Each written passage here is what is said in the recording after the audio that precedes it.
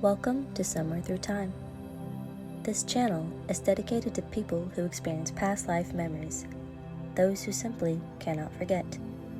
Here, you can share your stories without judgment while remaining anonymous. Shall we begin? Well, grab yourself a cup of tea or coffee and let's begin. Today's story is from Jeffrey Keene, a retired decorated firefighter and assistant fire chief of Westport, Connecticut. By chance, one fateful day leads to a series of events which led to him to discover who he once was. At a portion of a field called Sunken Road, Jeff listened to an audiotaped narration of events that took place in 1862. The battle involved a regiment called the 6th Alabama, which was commanded by Colonel John B. Gordon. After listening to the tape, as he walked along the old farm lane, Jeff unknowingly strolled into the area that had been occupied by Gordon and his men. At this location, Jeff Keene had the following reaction. A wave of grief, sadness, and anger washed over me. Without warning, I was suddenly consumed by sensations. Burning tears ran down my cheeks. It became difficult to breathe. I gasped for air as I stood transfixed in the old roadbed. To this day, I cannot tell you how much time transpired.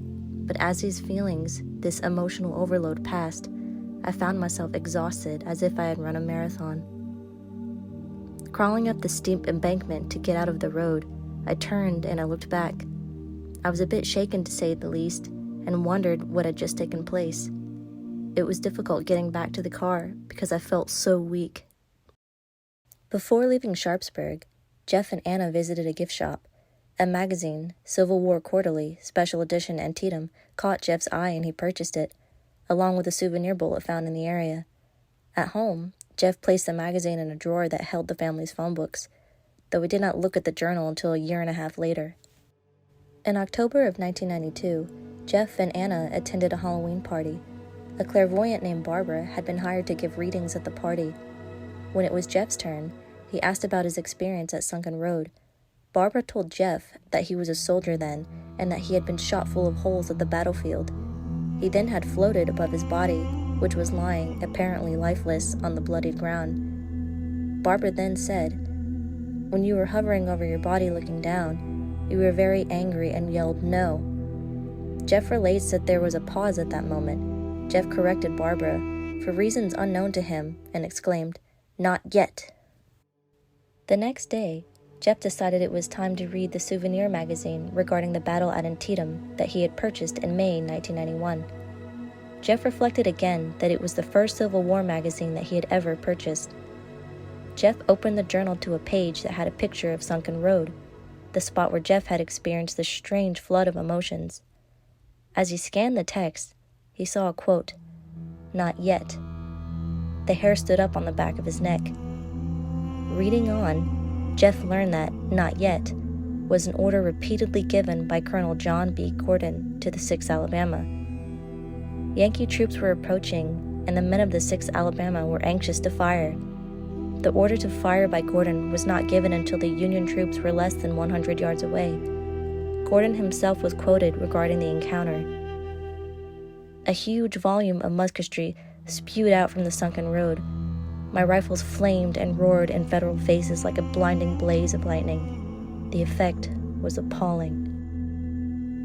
As he read Gordon's passage, Jeff started to experience the same emotions that he had felt at Sunken Road, and tears came to his eyes.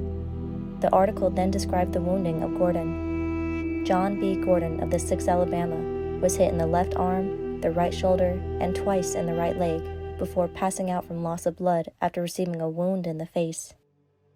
Jeff himself writes of what happened next. I turned back to the page with the picture of the sunken road, and on the page across from it was another picture. This time, a chill ran through me, and the hair on the back of my neck stood up again. The picture was of Brigadier General John B. Gordon. The face was not unknown to me. I knew it well. I shave it every morning. John noted that in the caption, Gordon was identified as a general, whereas in the article, Gordon was identified as a colonel at the time of his wounding. Gordon apparently had survived the Battle of Antietam.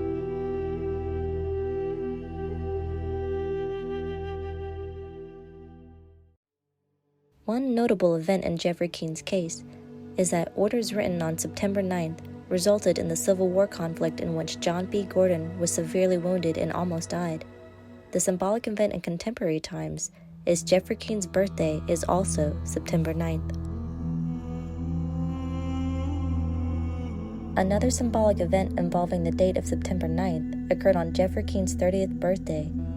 That day, Jeff was taken to the emergency room to be treated for facial and neck pain. Doctors could find no physical cause for Jeff's pain syndrome. The location of his pain corresponded to the facial and neck wounds incurred by John B. Gordon at Antietam. Gordon was 30 at the time of his injuries.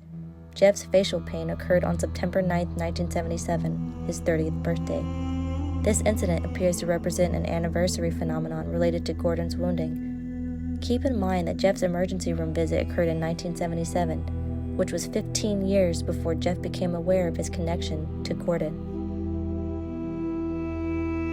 In terms of past life memories, Jeff describes 3 kinds. First, through a series of meditations, Jeff was able to visualize or remember details of his life as Gordon. Jeff purposely conducted these meditations before he read Remembrances of the Civil War.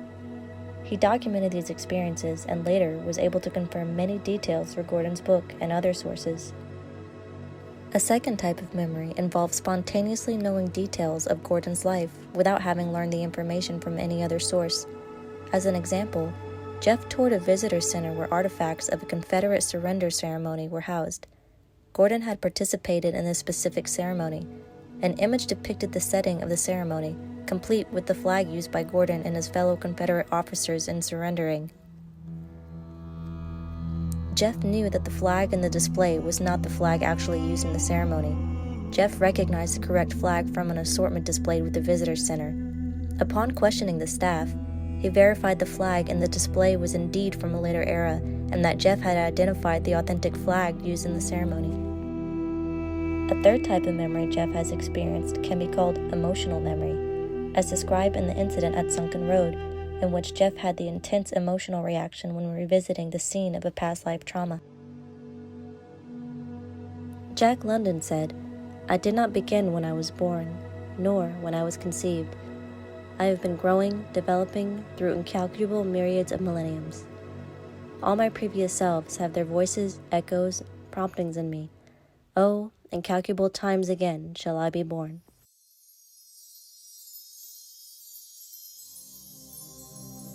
Well, that's it for today's episode. Thanks for watching. Until we meet again, so long.